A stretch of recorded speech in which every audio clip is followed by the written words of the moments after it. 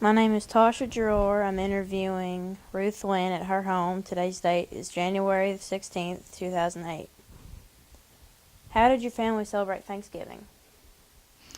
I just remember most Thanksgivings, all my married sisters would come home and we'd have a big Thanksgiving dinner. And then we usually always played games of some sort in the afternoon. What did Daddy loved playing pitch, so if he could get four around that would play pitch, well, that's what they would do. But I never did learn to play pitch, and I was too little to play those kind of games. So I'd have to play something a little more simple. But there was usually somebody that would play simpler games with the littler ones. what did you have to eat for Thanksgiving? What would they cook? Mom always raised chickens, so we nearly always had chicken of some sort baked. Or, well, our traditional dinner was fried chicken. You know, about every Sunday we had fried chicken, but once in a while she'd kill an old hen and bake it. So we would have that more than we would have turkey at Thanksgiving, with dressing and all the trimmings. Do you remember doing anything on Halloween? Oh yeah, we always went trick-or-treating on Halloween. Oh, I've got a funny story to tell about Halloween. Oh, did I pull that? Okay. This was, all us girls were in the 6th grade. This bunch of girls all ran around together that I mentioned before. And we were trying to decide if we were too old to go trick-or-treating by this time. And we messed around for a long time before we finally decided, well, we would go this one last time, we'd go trick-or-treating. So we went up to Mr. Kraft's. This is Catherine Kraft's, Catherine's sister's mom and daddy. We went up to their door and we knocked on the door. And he came to the door and we said, trick or treat, you know. And he said, you know, I've given away everything that I have. But I'll tell you what, he said, I've got one thing left that I'll give you. Here it is. And he handed us a pack of cigarettes. Well, we debated a long time about whether or not we should smoke those things or take them home to Daddy. And this was a big decision for us to make. And we decided, well, we'd just go ahead and trick-or-treat some more before we decided. And we went by Mr. Dinsmore's and we knocked on the door. And he hollered out, you better get out of here before I shoot every one of you. Boy, it scared us to death, and we ran. That was our last stop before we ran home. We ran home. But by that time, we decided we better just give those cigarettes to Daddy. Can you believe somebody giving a bunch of kids a pack of cigarettes? So that was the end of our trick-or-treating. And we always had a Halloween carnival at school, always. And we had Halloween queens. And we would collect money, and whoever ended up with that most money would be the queen. Do you remember doing that, Patricia? And let me see, I think I was kind of about in the 10th grade when I was the Halloween queen one year. So I must have really worked. What was Christmas like at your home? When I was little, all the decorations were handmade. You strung popcorn, you wrapped gumballs in tin foil, you strung red berries.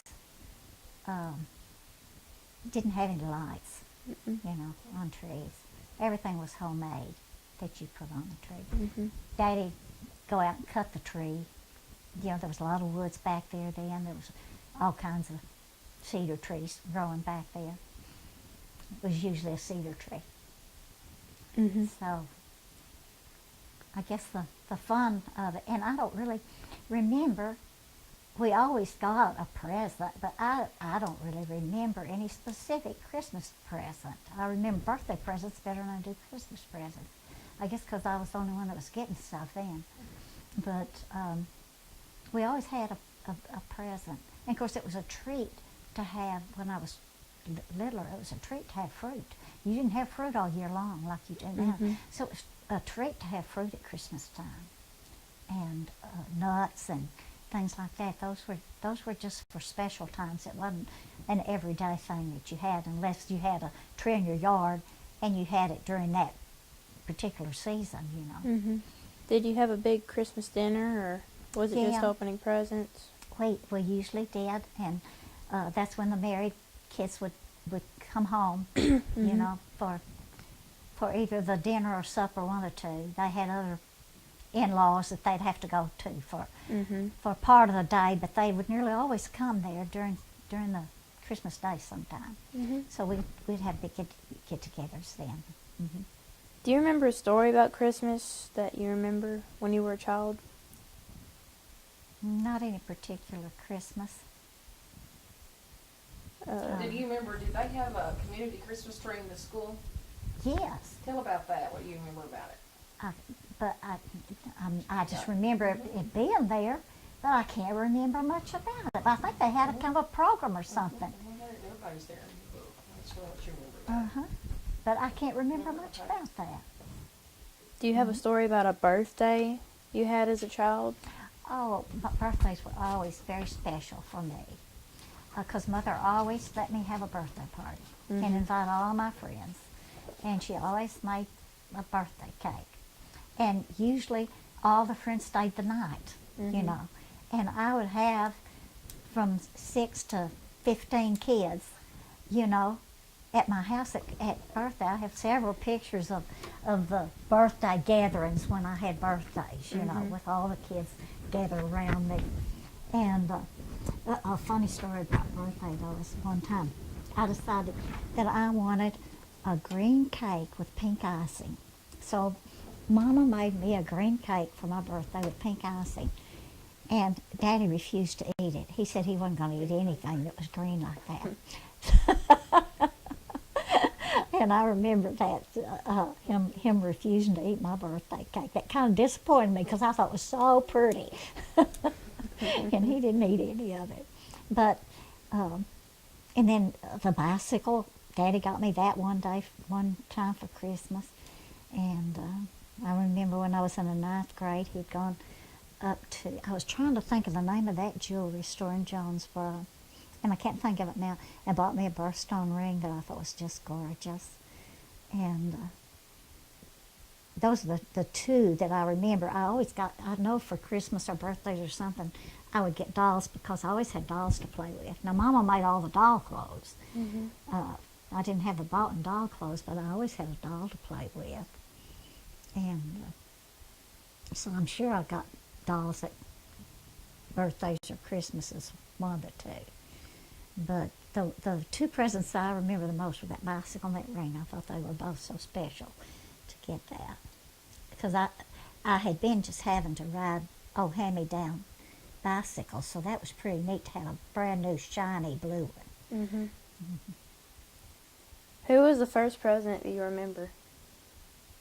I remember Daddy listening to Roosevelt. He used to have a program on the radio. I think they were called Fireside Chats, I believe. And I remember Daddy listening to him on the radio. The first one I remember seeing any pictures of was Truman.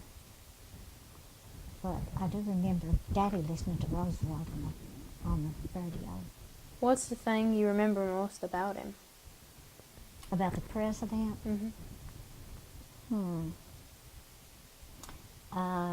Other than just him being on the radio, and is all that I can really remember. When you were in school, were there any famous people, like movie stars or singers, that you really, really liked? Oh my, there were several. When I was in high school especially, you know, I remember listening a lot to Doris Day and Bing Crosby and Kay Starr and Patti Page, and then that was the time of big bands. You had Glenn Miller and Guy Lombardo and Tommy Dorsey and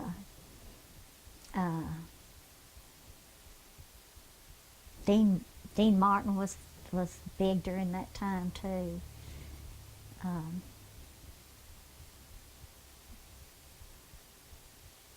And that was the kind of music we had, kind of that big band music,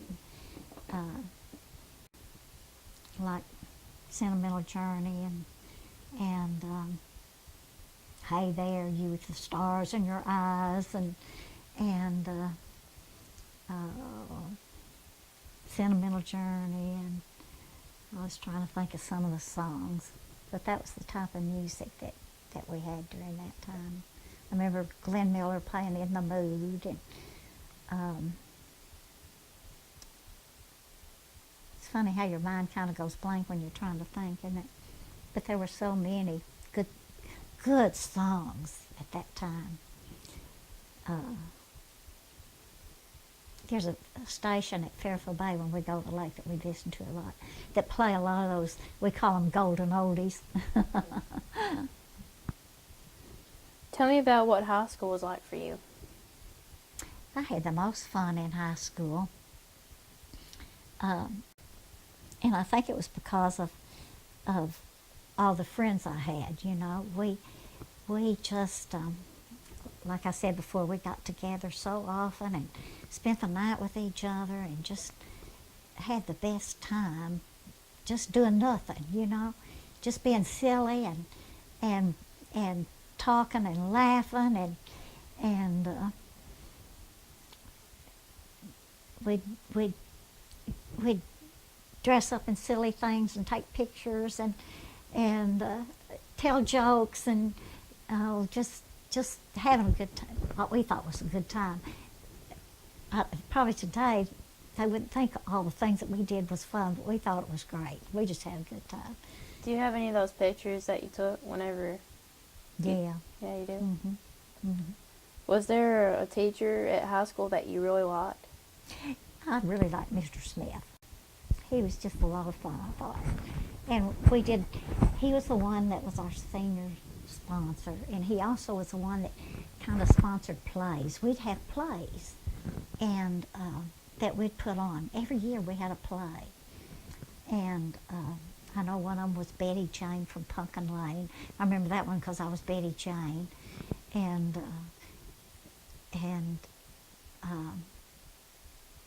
I think it was just the 11th and 12th grade that did plays. And we did them every year. And then on my senior year, Mr. Smith even wrote a play for us 6 girls to do. It was Paula Manning and Beverly Fryman and then the 3 that I mentioned before and me. And he knew that we buddied a lot together and that they were at my house so much, because if there was a ball game, they stayed at my house and we'd all walk to the ball game together. We didn't have a car, so we walked everywhere we went. When we went to the movies, we walked to the movie, you know. So we walked everywhere we went. And since I was the only one that lived in town, except for Beverly, and Beverly's folks didn't much like all of us there, so we didn't stay there very much. We stayed, I think it was Buster that kind of put a squelch to that. So everybody landed at my house. And so he wrote a play about us getting ready to go on our senior trip. And it took place at our house, and it was real cute, I thought.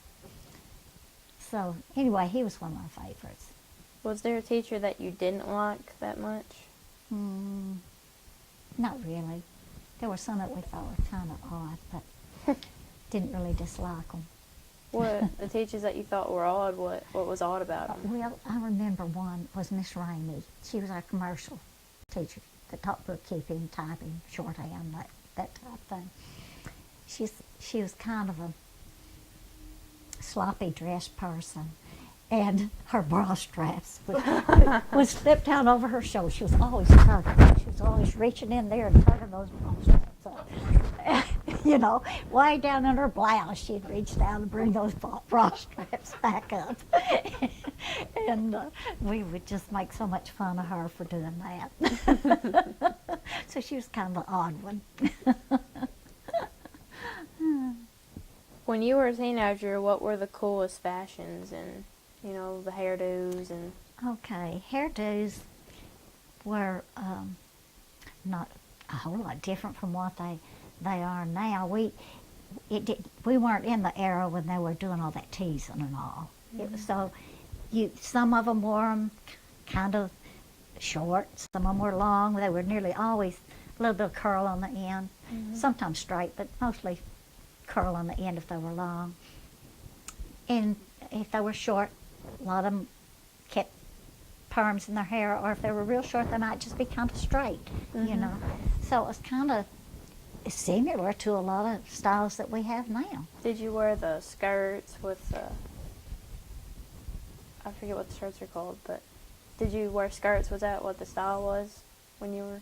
The skirts with what? Just outfits? skirts. What y'all would wear? Yeah. Oh, well, mostly it was mostly skirts and blouses and sweaters, but by the time I was a teenager, we were wearing jeans. But we didn't wear them long like you did. We rolled them up about 3 or 4 rolls till they were about like this. Like but they were capris? always rolled up, 2 or 3 rolls. Okay. The jeans were.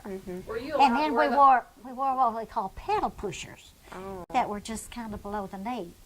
You would call them probably capris, Yeah. but we called them pedal pushers. But Were it's- you allowed to wear those to school?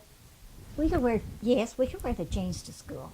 But now when I was in grade school, I never wore pants. And I remember Mama making me wear these long white stockings, and I hated those things.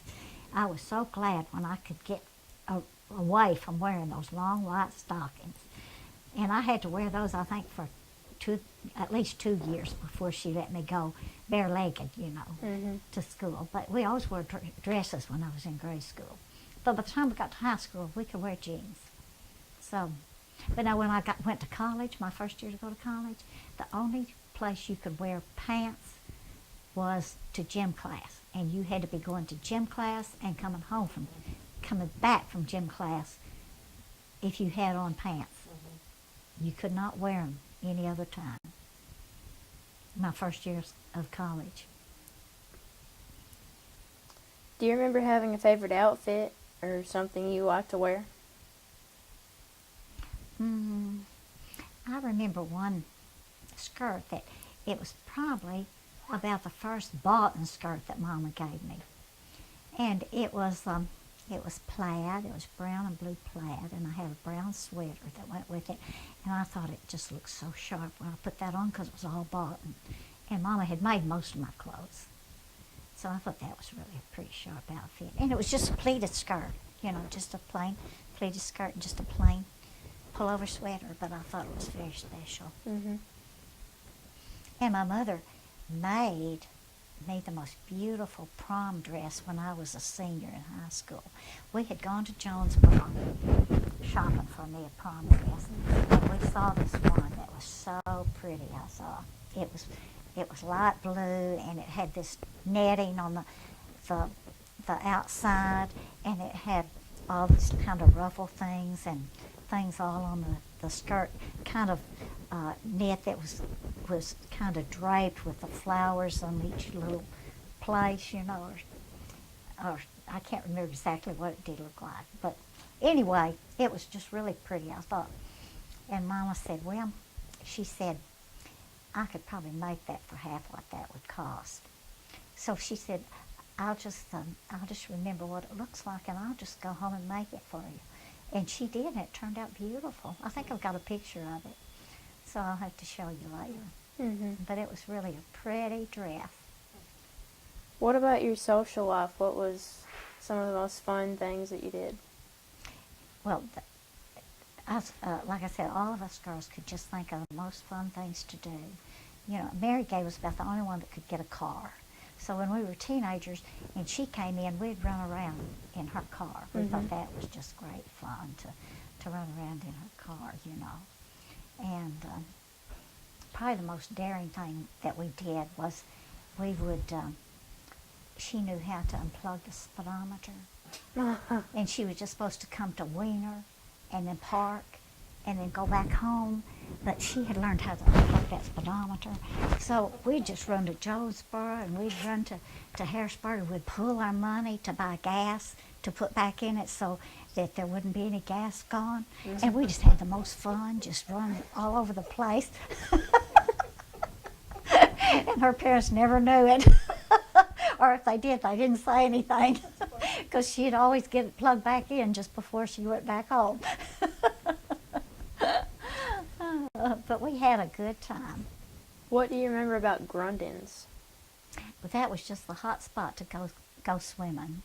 Now, we did have a rice pool back in a field behind our house, but that water was cold as ice. So it wasn't too much fun to be in it, but it was fun to go to Grundon's and go swimming.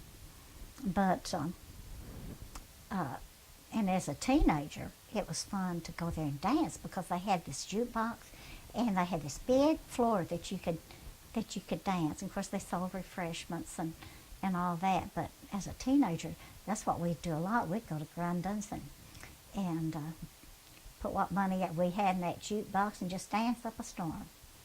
So that was more fun even than the swimming, we thought. What was the movie theater like as a teenager? We had the Victory Theater there at Wiener, and it had a balcony and then a main floor. And at that time, the blacks and whites were separated, and the blacks went upstairs to the balcony, and the whites sat down on the floor part. And there were three sections of seats, so there were 2 aisles that went down there. And they had some pretty good movies there that we'd go and see. What kind of music did you used to listen to as a teenager? Oh, I think I covered that earlier. That was kind of that big band music that we listened to a lot. And we had Dean Martin and Bing Crosby and Frankie Lane and Patty Page and K-Star and Rosemary Clooney. And that's George Clooney's mother, by the way. And she was a great singer. She had some really pretty songs. I remember one of them that I really liked was Wheel of Fortune that she sang. So there were a lot of good music, good dance and music. What dances were popular when you were a teenager? We did a lot of jitterbugging and two-stepping. And then to get warmed up, a lot of times we'd do the Mexican hat dance or the bunny hop. Those were 4 of the main things that we did. Who taught you how to drive? Helen started out teaching me, and then I finished practicing on Bobby's car. But I started out with Helen teaching me on a manual shift car. And because we never did have a car. Daddy's health condition didn't allow us to have, he couldn't drive. So we never had a car. So I had to wait until I was a teenager and learned on Helen's car. What do you remember about the first car you owned? That would have been the one that Bobby bought when he got out of service. He thought it was so slick. He had a bright yellow Ford, brand new bright yellow Ford convertible. And he was really doodling around town in that. So when he married me, then that became mine too. So that was my first car. Tell me about someone you admired or looked up to when you were young. Other than parents. And other than sisters.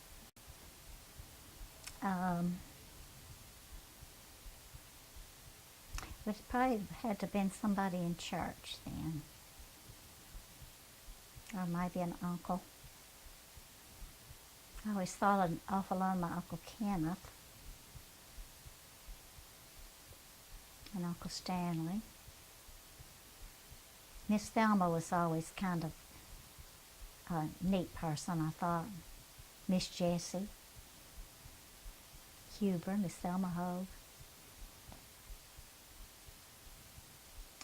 I don't think I had any one particular person.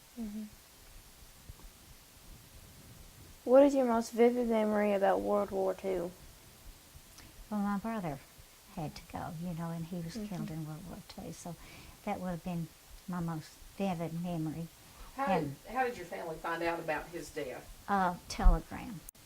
It was brought to the house. I vividly remember this, that when they brought the telegram, and I don't know who brought it. It must have been someone from the depot, huh?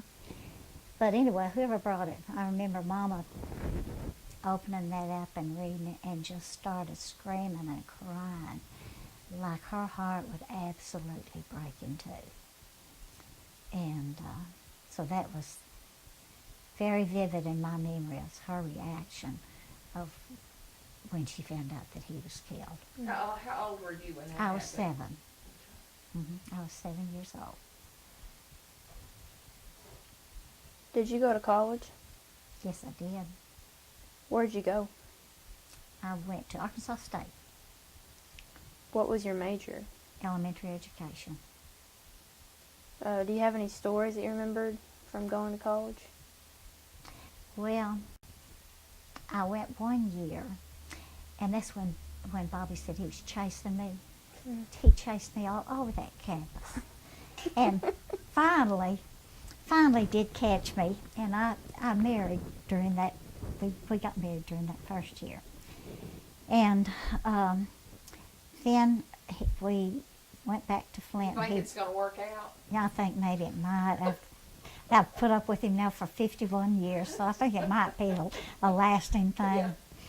So anyway, we went back to Flint then that summer and worked, and I got pregnant, and then I had 2 children, and so I didn't go back to school. Mm-hmm. Bobby went ahead and finished. He finished in 59, and he started teaching. And I know one day I was talking to Mother, and I said, you know, if I could find someone that I could really trust to babysit, I would just go back to school and go ahead and get my degree. And she said, well, I'll keep those girls for you. And I told her Daddy was kind of a handful to take care of then with his problems. And I said, oh, you can't take care of them, and take care of Daddy too. Oh, she said, yes, I can. She said, they'd just be company for both of us. So I thought, well, I'll try it one semester, and I'll just get morning classes, and we'll see how it works out. So I just took the 12 hours, and I just took morning classes. And they seemed to both enjoy having the girls there. And so then I gradually increased my hours and my time at school, but I still tried to get most of it in a block of time that I wouldn't have to be gone the whole day long. Mm-hmm. And so it worked out great. They enjoyed the girls, and the girls enjoyed being there. And I finally managed to get that degree after, I made it in 3 more years. Mm-hmm. So it was kind of hard to go to school and have a family. And I'm going to tell this off on Bobby. He never was much to help around the house. So I had the 2 girls to take care of, and the meals to cook, and the house to clean, and the ironing to do, and the studying to do. So it kept me pretty busy, way into the wee hours of the morning sometimes. Mm. So it was a little bit of a struggle, but I finally made it and got my degree. Tell me about an object you have other than photos that is very important to you. Tell me that one more time. Tell me about an object you have other than photos that's object. important to you. I have quilts and that Mother made, and crocheted things that she made that will always be quite dear to me. Mm-hmm. Tell me about your first teaching job. My first job was at Hickory Ridge, and I taught the 2nd grade that year, and that was the first year that Micah went to school, so she went with me to school that year. And I had some women there that were really checking on me. I found out kind of toward the end of the year, they were comparing what their children were learning to what some children were learning in the Wynn School District. So at the end, though, they did tell me that they appreciated what I had done, and their children were just up to par, just like the cousins that went to the Wynn School. So I guess it all worked out all right. Of course, I was scared, too, that I wasn't maybe doing everything I should, so I worked real hard to try to do everything just right. Yeah. What is one of the funniest things you can ever remember happening in your classroom? Well, I'll tell you this one story. I was teaching at Cash at the time, and I was teaching first grade. And we didn't have kindergarten, so they came straight to school from home. And at that time, not too many of the mothers worked. And we had this one little boy. We had windows that were kind of low, and there was a bookshelf all under the window.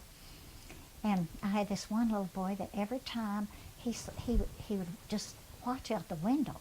And every time his dad would pass by on the highway, he would be out of that seat and out of that window before I could even say scat, and I'd have to go chase him down and get him back in the classroom. And his daddy made a trip just about every day up on that highway, so I was chasing him just about every day. And this went on for several months before he finally would stay in his seat when his daddy went by. And then I had another little boy that year. The bathrooms were not connected to the building. They were out on the side, and you had to go, probably the length of from here to my kitchen, probably about 20, 30 feet to the bathrooms. And we were in our little reading circle, and we had been reading, and when we got up, I noticed there was a puddle in this one place. And I said, this little boy's name was Mark, and I said, Mark, why didn't you tell me that you needed to go to the bathroom? And it was rainy outside, and he looked up at me and he said, well, because I didn't want to get wet. Of course, he was wet anyway, but but he didn't want to get wet. Tell me about something that happened while you were teaching that touched your heart. I'm trying to think.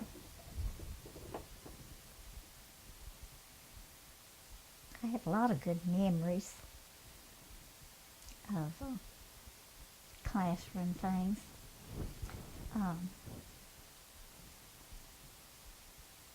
That touched my heart, I'm not for sure.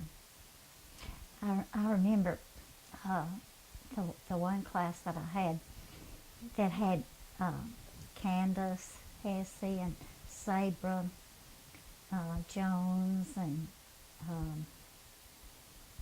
Khaki sent me, and some of those girls.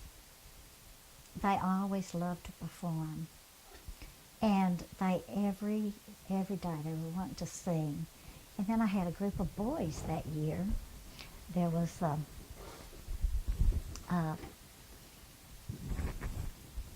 Brian Kiefer and Don Warden, and I'm trying to think of some of the others.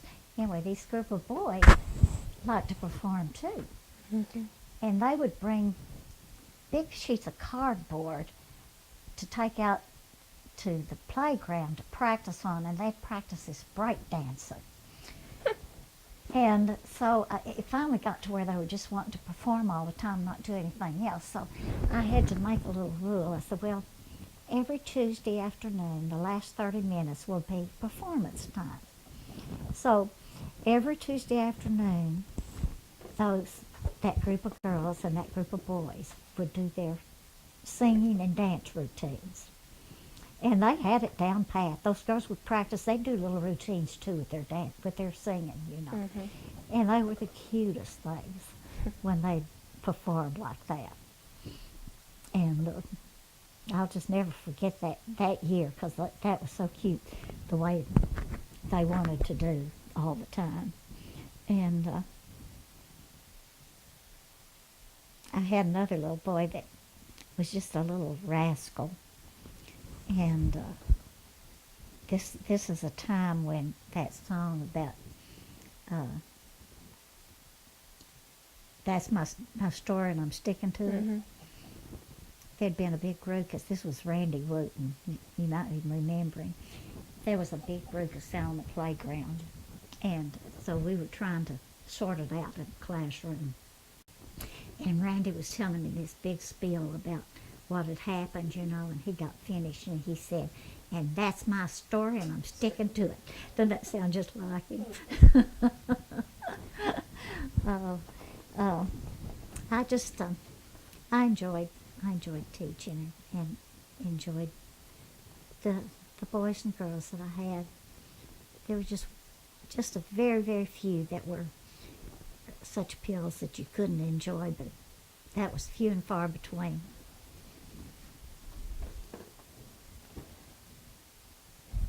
How did teaching change from the first year you taught to the last year you taught? Well, there was quite a bit of change. The first few years of, well, several years of teaching,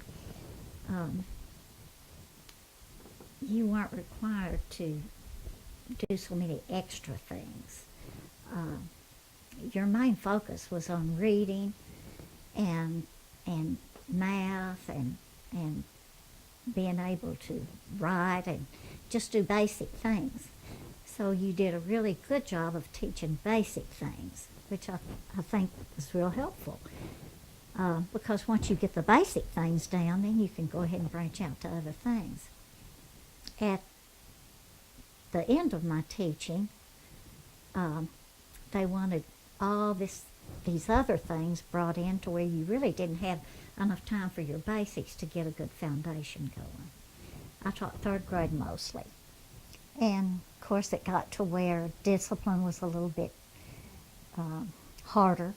You didn't have the parents behind you like you did in my early years of teaching to help control classroom situations, you know. So that was maybe a little bit more difficult, even though I didn't have a great lot of discipline problems anyway. But that was a change there too. Do you remember a student that you had that you'll probably never forget? Oh goodness, I have several of them. I'll tell this funny story about Franklin Pickle. He never wanted to do anything scholastically, never, you know. And one day I had said, well, let's just get out our books and we're going to do this spelling lesson right quick. And then I looked at the clock and I said, oh no, we're not going to have time to do anything. Just forget about that. And he jumped up out of that seat and he leaped up and he jumped on me, had his legs around my waist and his arms around my neck and gave me a big old kiss on the cheek. He was just so happy that he didn't have to do any more work. And before I knew it, there he was. So that's something I won't forget. I've never had a student do that before. What did you like the most about teaching? I think it was just the interaction with the students and seeing the different personalities and seeing the accomplishments that they could make. That's probably what I enjoyed the most. What did you like the least about it? Grading papers. I hated to do that. That took up too much good time. Would you recommend teaching as a career today to a young person? I still think it's a good profession. Tell me a story about something that happened to you at one of your first jobs. Did you ever have a job besides teaching before you? I didn't have another Okay. job. All right, we need to skip that one. How did you meet your husband? Oh, he just was there just chasing. He first of all, well, he had come when he got out of the service. He was driving around Wiener in his convertible, you know, thinking he was really pretty sharp. And he came then and asked me for a date, but I was dating Ron Hogue at the time, and I wasn't too interested in Bobby, so I didn't go ahead and go out with him. And then after I graduated from high school, I went to my sister's, Alice's, in Iowa and spent that summer with her. And I came back, and I had been gone all summer long, so I hadn't made very many contacts, you know, by me being gone all summer. And all my girlfriends had dates, there I was at home, no date, and here comes Bobby and asked me out. And I thought, why not? I'm going to have to sit here anyway.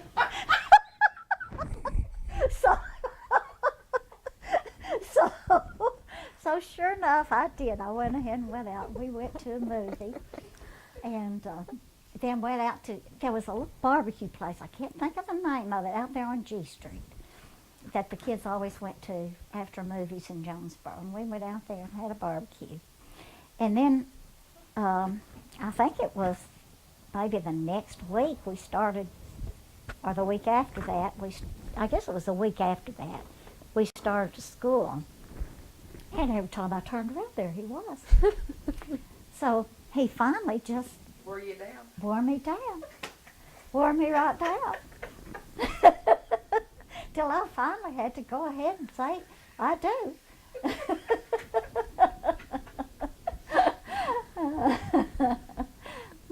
Tell me about when you got married.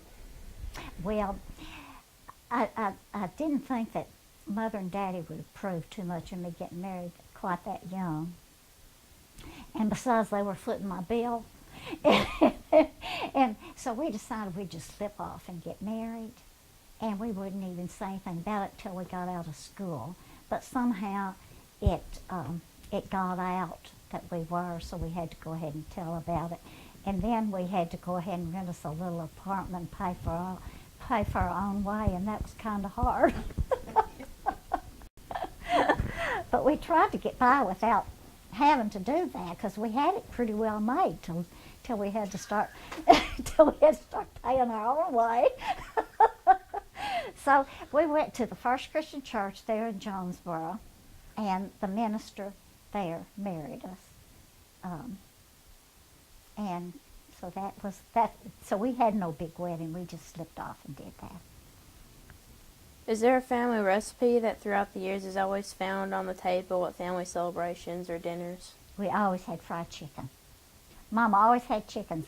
When I was little, they were just running loose out in the yard, out in a chicken yard.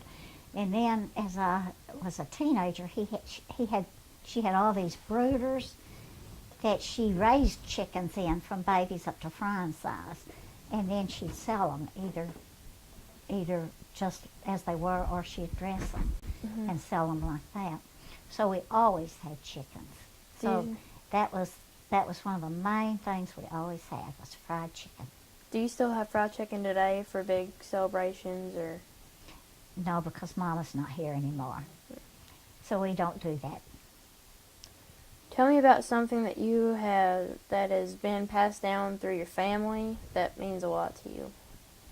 You know, I really don't have anything other than what's been passed down by Mother, because the house burned a lot of stuff there in '68 that she had. And I'm told that Grandma Leach's house burned too, and she lost a lot of stuff. So I do have quilts and crochet things and crewel embroidery pictures that Mother made that I've kept, and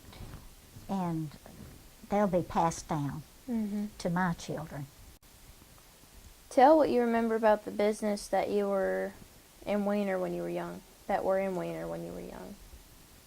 Okay, that was the stores that we mentioned before, like Mr. D. Goods and Miss Sophie's Sister's Dime Store, that you could get all kinds of little things in. Walk down the side. What do you remember being from one corner to the next? Okay, along the side where the City Hall is now. Mr. D. Goods' store was first, and then Miss Sophie's, I think. And then Miss Allen had a dress shop. I believe it was next to Miss Sophie's. And then Brian Stell's drugstore. Then Harry's barbershop, Harry Gilmore's barbershop. And Irene and Arlen McCoy had a restaurant. Now that's what I'm remembering, but I'm not for sure whether that's right or not. And then Buster Fryman had a service station. What do you remember being on the other side? I remember Elmer having a barber shop. Later, this was later. I don't remember until later. Elmer had that barber shop over there, and Wilbur had a grocery store. Wilbur Barnoff had a grocery store.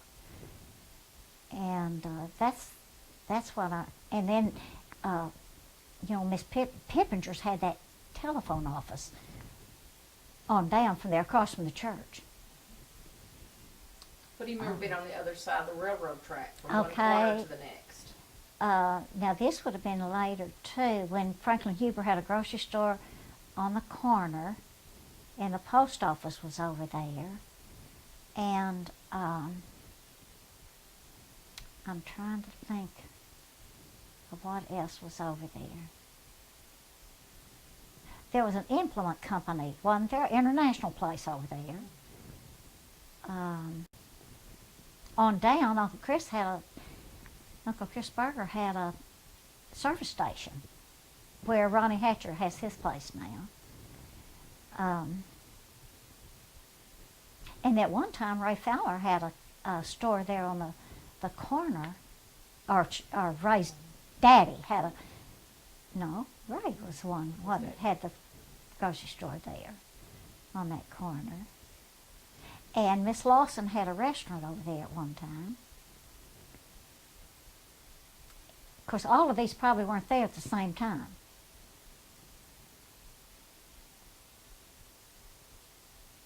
That's what I'm remembering right now.